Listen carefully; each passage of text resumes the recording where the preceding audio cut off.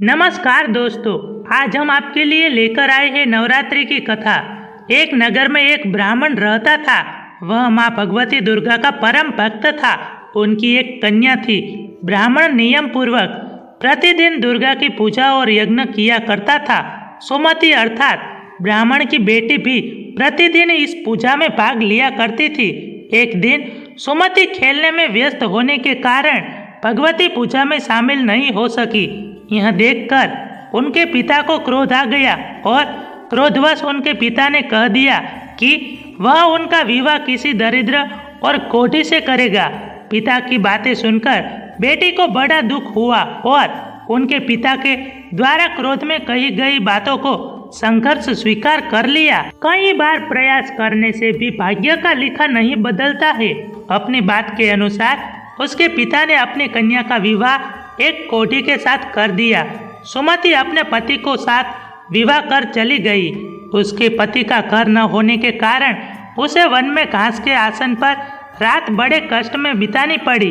गरीब कन्या की यह दशा देखकर माँ भगवती उसके द्वारा पिछले जन्म में की गई उनके पुण्य प्रभाव से प्रकट हुई और सुमति से बोली, हे कन्या, मैं तुम पर प्रसन्न हूँ। मैं तुम्हें कुछ देना चाहती हूँ, मांगो, क्या मांगती हो। इस पर सुमति ने उनसे पूछा कि आप मेरी किस बात पर प्रसन्न है। कन्या की यह बात सुनकर देवी कहने लगी, मैं तुम पर पूर्व जन्म के तुम्हारे पुण्य के प्रभाव से प्रसन्न हो। तुम पूर्व जन्म में भील की पतिव्रता स्त्री थी।